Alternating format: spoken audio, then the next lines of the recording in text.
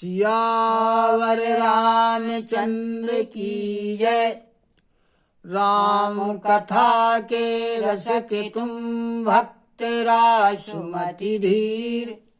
आई सुवासन करिए प्रभु तेज पुंज कपिवीर। लखन सिया रामचंद्र की जय। कल का जो प्रसंग था उसमें था कि महारानी कैकेयी ने अब झूठा स्नेह, कपट रूपी स्नेह बढ़ाया दशरथ जी से, और अब बड़े कोमल वचनों के साथ कहती हैं कैकेयी कि मुझे पहला वरदान चाहिए कि भरत जी को राजा बनाया जाए। तब दशरथ जी ने कहा कि दूसरा वरदान। तो बोली दूसरा वरदान मैं हाथ जोड़ करके मांग रही हूं, वह यह है कि 14 वर्ष के लिए तपस्वी के भेष में विशेष उदासीन अवस्था में भगवान राम वनवास के लिए जाएंगे। जब राजा दशरथ ने ऐसे कोमल वचनों को सुना तो उन्होंने सहम गए राजा दशरथ उसके वचनों को सुनकर के, और उन्होंने अपने हाथों से अपने नेत्रों को बंद कर लिया और अपने मन में सोच करने लगे, विचारने लगे कि मेरा मनोरथ जो था वह कल्प वृक्ष के समान था, फूलने लगा था, फलने वाला था, लेकिन हथनी ने आकर के उससे जड़ से उखाड़ करके फेंक दिया। कैकेयी ने सारी अयोध्या को उजाड़ दिया है और अयोध्या पर दृढ़ विपत्ति पैदा कर दी है जो अचल है। किस अवसर पर क्या हो गया, स्त्री के ऊपर विश्वास उठ गया कि स्त्री के ऊपर कभी विश्वास नहीं करना चाहिए। इस प्रकार राजा दशरथ जी अपने मन में अनेक प्रकार से सोच कर रहे हैं, और जब राजा दशरथ जी को सोच करते हुए कैकेयी देखती हैं तो कुबुद्धि रूपी कैकेयी ने राजा दशरथ जी से कहा, बड़े क्रोधित होकर कहते हैं कि क्या भरत जी तुम्हारे पुत्र नहीं हैं? क्या मुझे तुम कहीं से खरीद कर लाए थे? मेरे साथ क्या तुम्हारा विवाह नहीं हुआ है? जो ऐसा सुन करके तुम्हें तीर जैसा लगा है, यदि तीर जैसा लगता है तो फिर वचन संभाल के क्यों नहीं बोलते हो? या तो आप हां करिए या फिर मना करिए। आपका नाम सत्य प्रतिज्ञों में गिना जाता है, आप सत्य प्रतिज्ञ कहलाते। मुझे आपने वरदान देने के लिए कहा था, आप ही ने कहा। अब सत्य का त्याग कर दो और इस संसार में अपयश लो। सत्य की पहले आप बड़ी सराहना करते थे, और सत्य की सराहना करते हुए ही आपने कहा था कि वरदान मांग लो। तो क्या आप ये समझते थे कि मैं चना चबेना मांगूंगी? शिव जी, दधीत जी, राजा बलि ने जो कुछ कहा वह अपने तन को, अपने धन को दे करके अपने वचनों का पालन किया। इस प्रकार अनेक प्रकार से माता कैकेयी ने राजा दशरथ जी से कड़वे वचन कहे।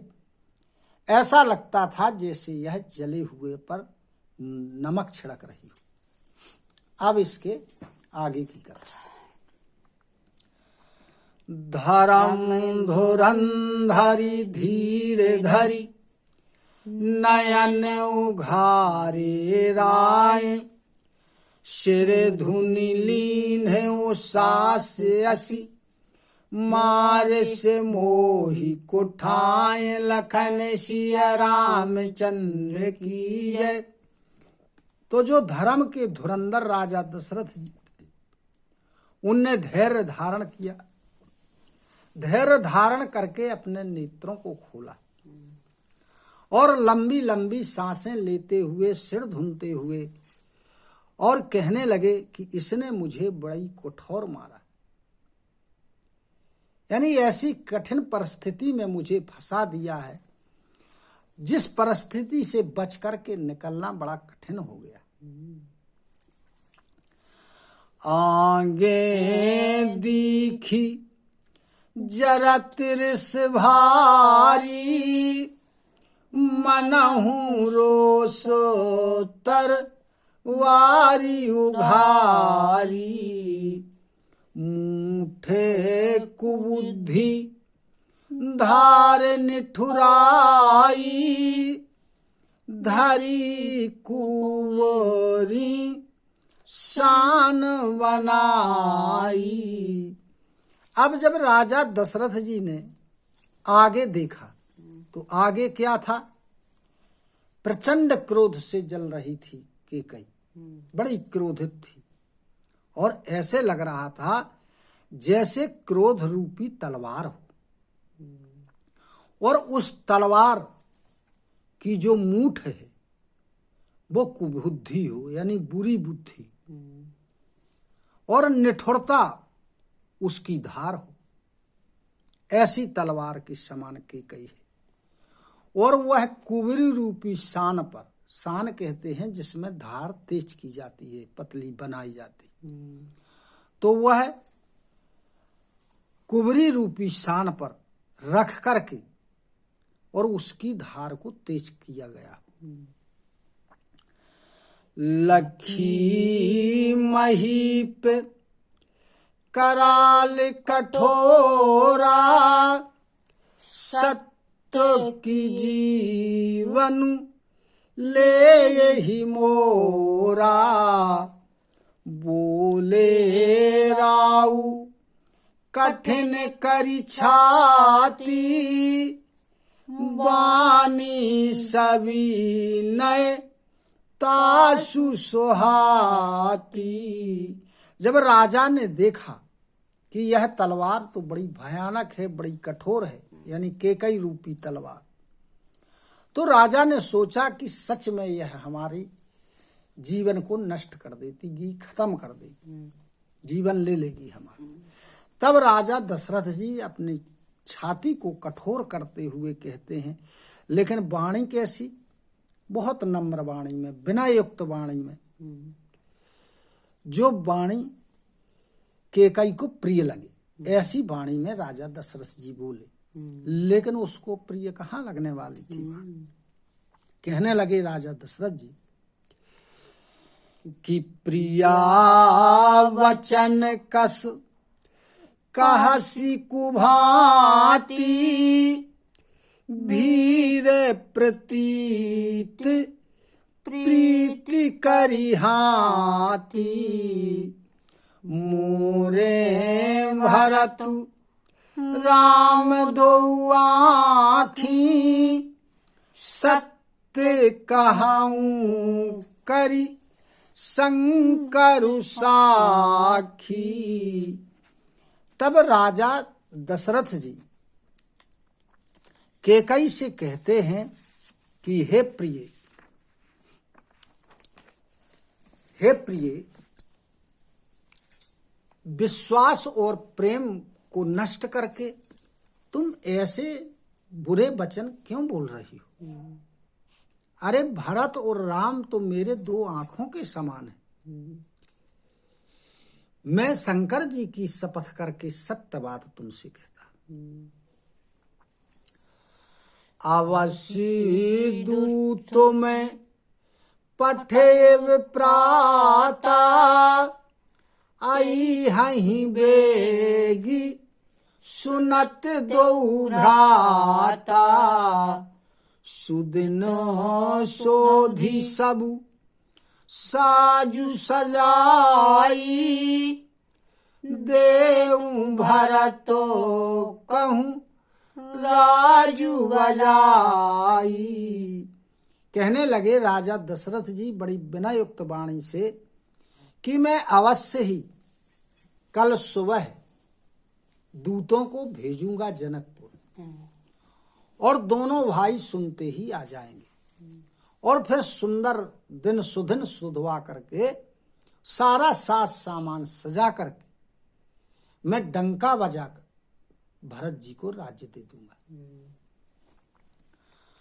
लोभु न राम ही राजु कर बहुत भरत पर प्रीति, मैं बड़े छोट विचार जिए करत रहूं नृप नीति, लखन सिय रामचंद्र की जय। दशरथ जी ने कहा कि कैसे कि रामचंद्र जी को राज्य का लोभ नहीं है, वो भरत जी से बहुत प्रेम करते। अरे मैं तो छोटा और बड़े का विचार करके जो राजनीति है उसके अनुसार कार्य कर रहा था। रामो सपथ सत कहूं सुभाऊ, राम मातु कछु कहो न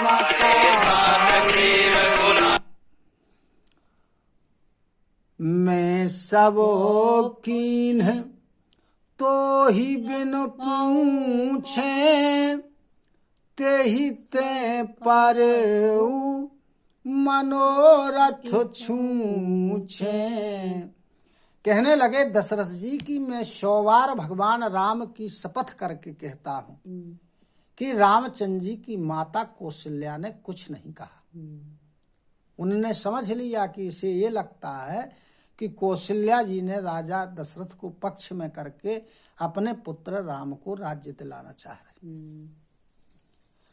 आगे कहते हैं कि मैंने तुझसे बिना पूछे ये किया है, इसलिए मेरा मनोरथ अब खाली होने जा रहा है, पूरा नहीं होगा। ऋष परिहरु अब मंगल साजू, कछु दिन गए भरत जुवराजू, एक ही बात मोहि दुख लागा, बर दूसर असु मंजस मांगा। कहने लगे राजा दशरथ जी की हे कैकई, अब क्रोध का त्याग कर दो, मंगल साज सजाओ, कुछ दिन बाद भरत जी राजा हो जाएंगे। मुझे तो केवल एक बात का बड़ा दुख लगा है कि जो तुमने दूसरा वरदान मांगा है वो उसमें बड़ा असमंजस लग रहा है। आज हूँ हृदय जरत तेहि आचा, ऋष परिहास की साच हूँ साचा, कहू तजी रोसु राम अपराधु, सब को कहाई राम सुठी साधु। वह जो दूसरा वरदान मांगा है उसको सोच करके अभी भी मेरे हृदय में जलन हो रही। यह जो दूसरा वरदान तुमने मांगा है यह क्रोध में मांगा है कि हंसी मजाक में मांगा है या सही में सत्य है? तुम ये बतलाओ कि रामचंद्र जी का अपराध क्या है? सब कोई तो कहता है कि राम बड़े साधु हैं, साधु स्वभाव के हैं, बड़े सज्जन हैं। तुहू सराहसी करसी सनेहू, अब सुनि मोहि भयो संदेहू, जासु स्वभाव अरहि अनुकूला, सो किमि करिहि मातु प्रतिकूला। तू ही पहले सराहना किया करती थी, यानी तुमने भी पूर्व में रामचंद्र जी को सराहा करती थीं और उनसे अत्यधिक स्नेह करती थीं, प्रेम करती थीं। लेकिन अब सुन करके मुझे बड़ा संदेह हो रहा है। जिसके स्वभाव जिसका दुश्मनों के लिए भी अच्छा है, शत्रुओं के भी अनुकूल है, वो भला माता के प्रतिकूल कैसे कोई कार्य कर सकता है? ये बात मेरी समझ में नहीं आती। प्रिया शिरस परिहरहु मांगू विचारु विवेकु, जेहि देखऊं अब नयन भरी भरत राज अभिषेक लखन सिय रामचंद्र की जय। कहने लगे कि हे प्रिय, आप क्रोध का और मजाक का त्याग कर दो और विवेक लगा करके वरदान मांग लो, दूसरा वरदान, जिससे मैं नेत्र भर करके भरत जी का राज्य तिलक देख लूं। जिए मीन बरु बारी बिहीना, मनि बिनु फनै कु जिए दुख दीना। कहूँ स्वभाव न छलु मन माही, जीवन मोर राम बिनु नाही। कहने लगे कि बिना पानी के मछली चाहे जिंदा रह ले, मणियारा जो सर्फ होता है वह बिना मणि के दिन दुखी होकर भी जीता रहे। लेकिन मैं स्वाभाविक रूप से कहता हूँ, कोई छल कपट में नहीं कहता हूँ कि मेरा जीवन भगवान राम के बिना नहीं है, मैं उनके बिना जिंदा नहीं रह सकता। समुझी देखू जिए प्रिया प्रवीणा, जीवनु राम दरस आधीना। सुनि मृदु वचन कुमति अति जरोई, मनहु अनल आहुति घृत परई। कहने लगे कि हे प्रिय, तुम तो बड़ी चतुर हो, अतः अपने मन में विचार करो, विचार करके देखो कि जो मेरा जीवन है ये भगवान राम के दर्शन के ऊपर निर्भर है, उनके अधीन है। अब जब राजा दशरथ जी के कोमल वचनों को कैकेयी ने सुना तो वो और जलने लगी। इस प्रकार जलने लगी जिस प्रकार अग्नि में घी का हवन कर दिया जाए तो वो और तेज प्रचंड होती है। इसी प्रकार राजा दशरथ जी के कोमल वचनों से कैकेयी और अधिक क्रोधित हो गई, जलने लगी। कहाई करहु किन कोटि उपाया, यहाँ न लागही रावरी माया। देहु की लेहु अजसु करि नाही, मोहि न बहुत प्रपंच सुहाही। कहने लगी कैकेयी राजा दशरथ जी से कि तुम करोड़ों भी उपाय करके देख लो, लेकिन यहाँ मेरे पास तुम्हारी माया चलने वाली नहीं है। या तो वरदान दो और नहीं तो नाही कर दो, यानी मना कर दो, और मना करके संसार में अपयश को ले लो। अब मुझे ज्यादा प्रपंच अच्छा नहीं लगता है। रामो साधु तुम साधु सयाने, राम मातु भली सब पहचाने। जस कौशला मोर भलता का, तस फलो नहीं देऊ करि साका। अब कहने लगी कि तुम्हारे रामचंद्र जी साधु हैं और तुम साधु हो,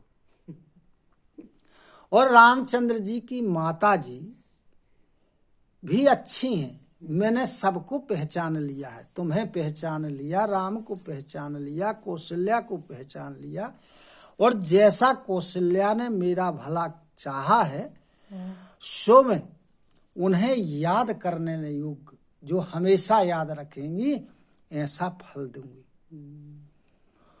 होते प्रात मुनि वेश धरी, जौन राम बन जाहि, मोर मरनु राव रे अजस, नृपु समझिए मन माहि, लखन सिया रामचंद्र की जय। कहने लगी कैकई कि यदि सुबह होते ही भगवान राम मुनियों का वेश धारण करके उदासीन अवस्था में यदि वनवास को नहीं जाते हैं तो मेरी मृत्यु होगी और आपका अपयश हो जाएगा।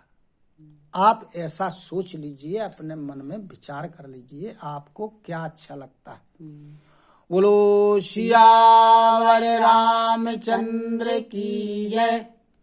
कथा विसर्जन होते हैं सुनहु वीर हनुमान, जो जन जहाँ से आए हो सो तहाँ करऊ पयान।